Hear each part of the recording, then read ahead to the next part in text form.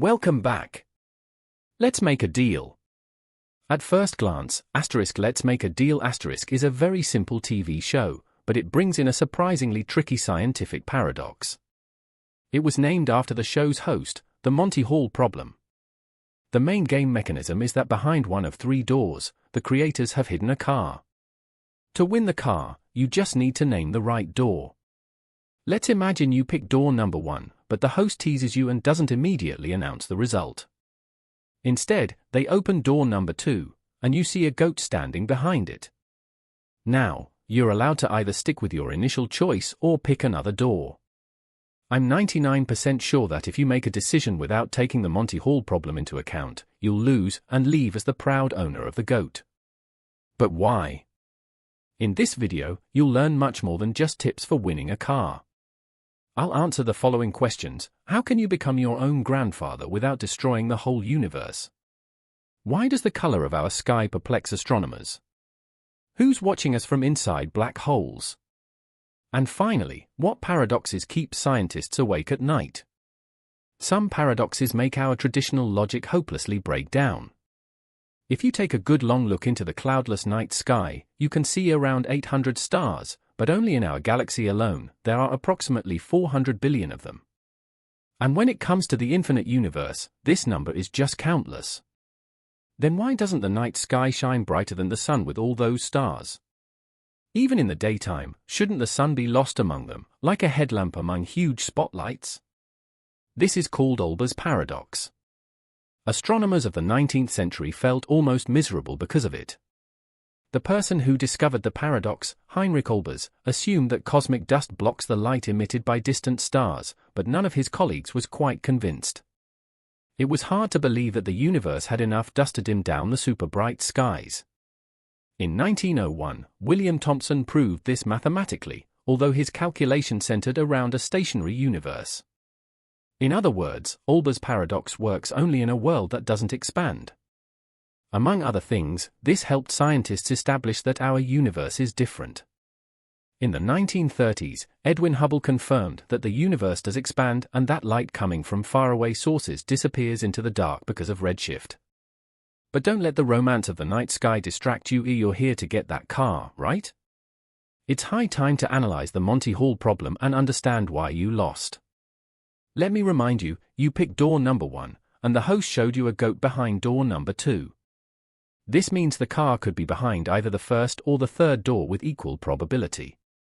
In this situation, most people would think the big prize is probably really hidden behind door number 1, and the host is trying to mislead them. Besides, the chance of finding the car is not 1 in 3 anymore, it's 1 in 2. But the truth is, you'll almost certainly lose unless you change your initial decision. But why? Therein lies the paradox. When you picked the first door, you had a 1 in 3 chance of finding a car on the other side. But as soon as the host opened the second door and you saw the goat, the probability of winning didn't increase, even though you were left with fewer options. Contrary to common logic, even if you stick with your original plan, your odds of getting the car stay the same, 1 in 3. Meanwhile, they double in relation to the remaining door, making it a 2 in 3 chance. It seems that the mathematical probability of winning is drawn to that very door. The best advice here would be to switch your choice. Now let's imagine that you lost anyway and got a very special hotel suite as a consolation prize. Welcome to Hilbert's Infinite Hotel. We have infinitely many rooms here, but unfortunately, all of them are occupied. How do we accommodate you? Don't worry, there's a way, and it's quite paradoxical. We'll just shift each guest to the immediate next room. The guest from room 1 will move to room 2, the guest from room 2 will move to room 3, and so on. As a result, the first room is now free, and you can use it. The Infinite Hotel remains completely full, but can still keep welcoming 1 guest at a time. But what if the receptionist has to deal with not just 1, but an infinite number of new arrivals? Common logic suggests it's absolutely impossible to find vacant rooms for all of them, but the paradoxical manager of Hilbert's Hotel will laugh in its face. There's a very simple solution that will do the trick. The manager asks each existing guest to move into the room whose number is twice that of their current room. As a result, all the even-numbered rooms are occupied, and all the odd-numbered rooms are free. Moreover, there will never be a lack of them because we'll never run out of odd numbers, meaning that the infinite flow of new guests can stay with no trouble. And if some guest is rude and annoying, you can always give them a key decorated with an infinity symbol and have fun watching their quest for the right room. However, some paradoxes not only defy our usual logic but undermine the foundations of science. What paradoxical experiments put scientists in a deadlock? In 1927, physicists were racking their brains over the quirks of ordinary light. In some tests, it acted as a stream of particles, photons, while in others, it behaved as a plane wave. To finally find the reason, scientists began sending light through a plate pierced by two slits. Their scientific logic told them that if light was a stream of photons, each of them would leave two bands on the sensitive screen behind the slits. In the case that light was a plane wave, it was supposed to form a smooth interference pattern some distance away from the slits. Can you imagine how surprised researchers were when they started detecting photon hits not just in two places, but along the entire interference pattern produced by the wave? Instead of accurately determining the nature of light, they realized that light is both a particle and a wave, simultaneously. But even that wasn't the strangest discovery. To find out what exactly makes photons cluster along the wave pattern, scientists installed photon detectors in the slits and ended up even more confused than before.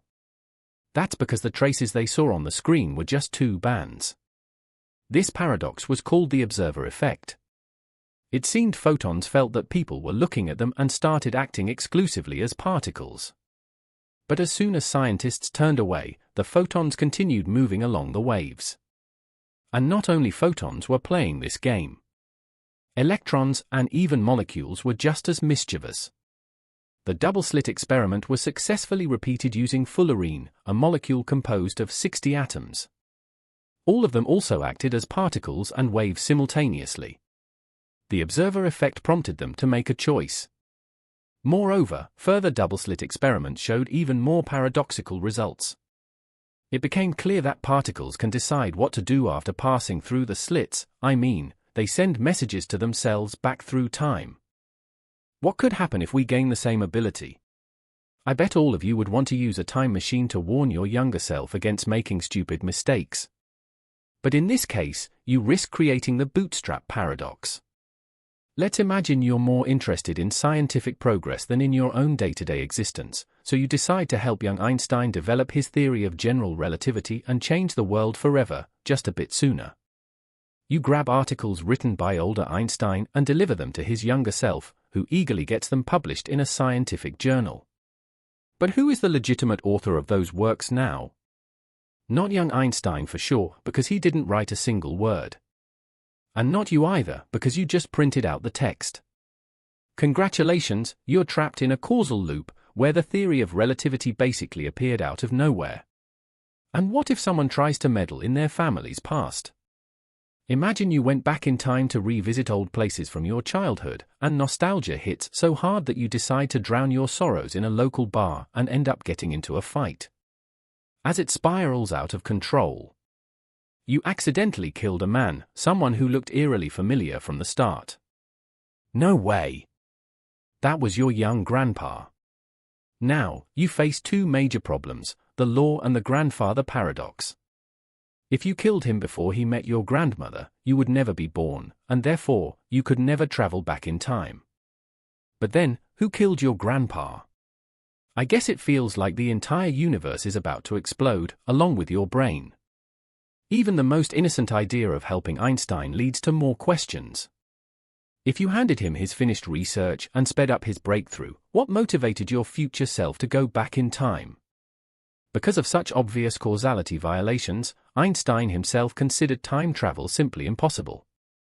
Or maybe someone told him. Other scientists, however, insist that there are ways to dodge time paradoxes. The multiverse theory states that when you travel into the past, you create an offshoot of your own universe, where you are free to do whatever you want. Kill your grandparents, make friends with Einstein, and even boost scientific development, but you'll never return to your home world. Yet even within a single timeline, there is an unexpected way out. In 2020, a journal called Classical and Quantum Gravity published an article that all temporal grandpa killers would appreciate. It was written by German Tobar, who created a revolutionary mathematical model of time and causality. To explain it, Tobar used a round pool table as an analogy. If you push the balls, they'll chaotically bounce around at first, but eventually, they will all return to their original positions. Tobar's model suggests that if you tried to kill your grandfather, one of two things would happen: either your fist or gun would miss, so he'd live on as intended, or something else would intervene. In the case of helping Einstein, you might get struck by lightning while delivering his papers, burning them to ashes before any time intervention occurs. In the second scenario, even if you reach Einstein unharmed, for various reasons the theory of relativity wouldn't be published ahead of time, maintaining the balance of the universe. And even if you made an extra effort to kill your grandpa, you might end up meeting a girl and staying in the past, only to discover she's your grandmother. You then become your own grandfather. Awful, right? But it's not my fault, nor is it Tobar's. Blame the universe for protecting the usual course of events and causality at all costs. As fascinating as time travel paradoxes are, there are still mysteries about how we even exist in this universe, with this exact sun in our sky. After solving Ober's paradox, stars still hold many enigmas. In 1958, Martin Schwarzschild and Fred Hall reached an unexpected conclusion about our sun. Everyone knows that as time goes by, the sun gets hotter, but this means it was much cooler in the distant past. Based on accurate estimates, 4.5 billion years ago, the sun generated 30% less heat, meaning Earth's surface temperature should have been around -7 degrees Celsius, cold enough to freeze the primordial oceans. But wait, weren't the oceans liquid, sparking life and the beginning of humankind? This contradiction is called the faint young sun paradox, a puzzle that has stumped astronomers for over half a century. In 1972, Carl Sagan and George Mullen proposed that Earth's early atmosphere was denser, filled with ammonia, which could have trapped more heat through the greenhouse effect. It seemed plausible until chemists discovered that the sun's ultraviolet radiation would have destroyed any ammonia. By 1981, experts suggested volcanic eruptions heated young Earth, releasing carbon dioxide into the atmosphere, triggering a stronger greenhouse effect. Another theory proposed that Earth's temperature spiked after colliding with planet Theia, a crash that also gave us the moon.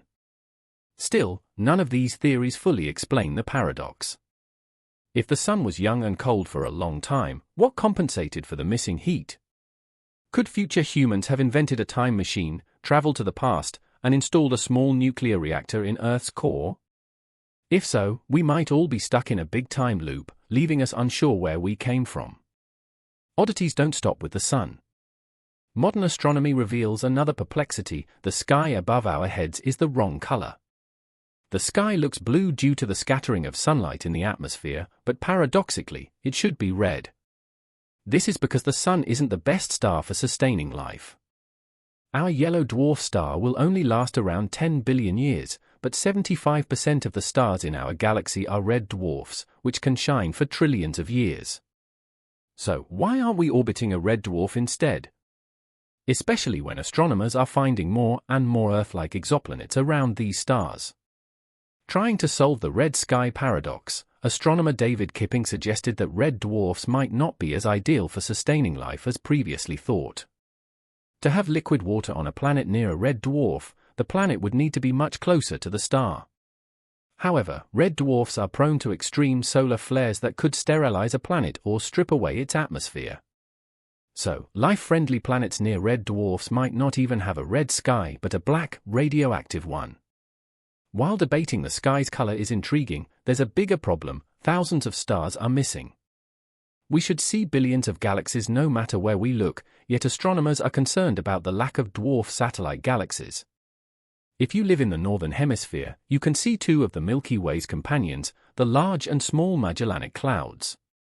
But our galaxy has 59 known satellite galaxies, and models of galaxy formation suggest there should be far more, between 10 to 100 times more. This dwarf galaxy problem has astronomers in a frenzy, wondering whether their models are wrong or if there are invisible galaxies lurking in space. In 2004, researcher Beth Willman stumbled upon a clue when she noticed a strange dim spot on her colleague's computer screen. Further studies revealed it was an ultra-faint dwarf galaxy. These faint galaxies might be everywhere, unseen because our telescopes aren't sensitive enough. If we can't even detect entire galaxies, it's no wonder we haven't found their inhabitants. Which leads to the big question, where are all the aliens? This was the very question physicist Enrico Fermi asked his colleagues, giving rise to the famous Fermi paradox. If the universe contains billions of galaxies and trillions of stars, why haven't we found any evidence of other civilizations? Physicists hoped. When engineers developed more powerful space telescopes, there was hope that if we couldn't meet our space neighbors, we might at least receive their radio signals. However, after decades of scanning all possible frequencies in different regions of the sky within the SETI project, the only thing we've heard in response is silence. Some scientists speculate that we may have simply picked the wrong time or the wrong place to listen. After all, space is enormous, and the chance of intercepting messages sent through the galaxy is much lower than, say, overhearing someone's telephone conversation in a desert. Desperate to solve the Fermi paradox, in 1960, astronomer Frank Drake proposed an equation that allowed us to estimate an approximate number of civilizations capable of transmitting signals within the Milky Way. Drake factored in a variety of parameters into his equation: how many stars have planets similar to Earth, how many of those planets are suitable for life, and the likelihood of life developing on them.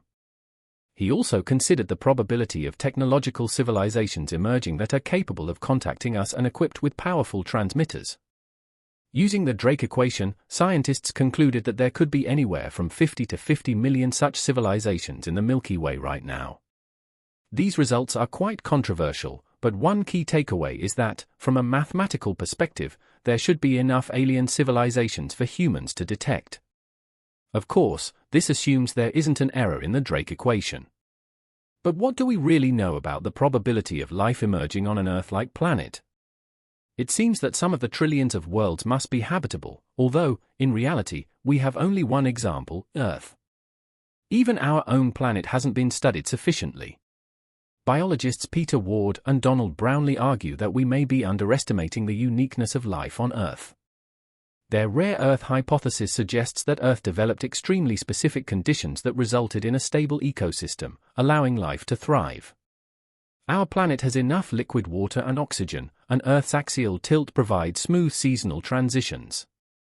Additionally, our ozone layer blocks harmful ultraviolet radiation from the Sun, while gas giants like Jupiter and Saturn shield us from most dangerous asteroids. These are just a few of potentially thousands or millions of factors that allow us to ponder the question, where is everybody? Perhaps the answer is obvious. Other civilizations may never have emerged because their planets lack the exceptional Earth-like conditions necessary for life, leaving them with no future to send signals from. But if there's anything scarier than cosmic loneliness, it's the idea of living in close proximity to something unknown, in complete silence. In his novel, The Dark Forest, Chinese author Liu Cixin suggests a chilling explanation for why we haven't found any traces of other civilizations. He posits that there may be up to 50 million alien races in the Milky Way, but they are all hiding in fear, believing that making contact with strangers will lead not to peaceful discussions but to the extinction of one party. This is why animals in Earth's forests often lay low at night to avoid being noticed by predators, even if the potential threat turns out to be as small as a mouse rather than a wolf. It's simply safer to avoid detection and, in case of danger, strike first. Liu believes that for this very reason, all civilizations in the universe view each other as potential enemies and choose to remain silent in this dark and wild forest. He argues that humanity may be the only society ignoring these rules of survival, as we continue sending signals into space and revealing our location. So, when should we expect an attack? We can only hope that Liu's solution to the Fermi paradox is incorrect. But what if the truth is even more shocking? What if I told you that aliens have already been here? If at least one technological civilization managed to build starships capable of faster-than-light travel, it could not only explore any corner of the universe but also travel back in time. According to Einstein's theory of relativity, breaking the speed of light creates the possibility of turning back time. Moreover, Earth's history includes events that resemble alien encounters and even images that appear to depict spaceships. It may sound like science fiction, but current scientists and respected astronomers once took the paleocontact hypothesis, the idea that aliens visited Earth in the distant past, quite seriously, until the History Channel turned it into a mockery. However, the most unexpected twist in this story is the suggestion that aliens are actually us. The directed panspermia hypothesis resolves many of the contradictions surrounding the Fermi paradox. It suggests that Earth's unique conditions were not an accident, but rather the result of deliberate terraforming by a human-like species in the distant past. Perhaps we are simply a colony of survivors from a catastrophic event who have forgotten how to communicate with our home metropolis. Maybe our technology isn't advanced enough. Perhaps we aren't even supposed to be using radio transmitters but should instead be looking for neutrino or gravitational wave generators. It's also possible that no one is sending help because resources are better used for exploring new planets in space-time. If you ever happen to meet your great-grandfather from a colony near a red dwarf star, be sure to ask him how he survived its violent outbursts and managed to colonize Earth. Some scientists believe that not only are we observing the universe, but the universe itself is observing us. And I'm not talking about aliens. Astrophysicists Dan Danielson, Gamsati Chandrasekhar, and Robert Wald proposed a paradoxical hypothesis that black holes might be the eyes of the universe. They absorb light from across space and, in doing so, collect information. Researchers have long struggled to understand what happens inside black holes since the black hole information paradox suggests that they erase their contents from the universe. However, this is impossible from the perspective of quantum mechanics. A new hypothesis suggests that the information black holes absorb doesn't disappear but instead performs a vital role. Remember those photons that behaved like particles only when observed closely? Danielson and his colleagues argue that black holes act as observers, forcing the universe to take a definite shape and preventing it from collapsing into quantum chaos. In other words, space may be full of dead, black eyes that, paradoxically, help ensure the universe's safety and stability. Isn't that just another paradox to ponder? Leave a comment and let me know which confusing fact surprised you the most. And do you think you could win a debate with a goat?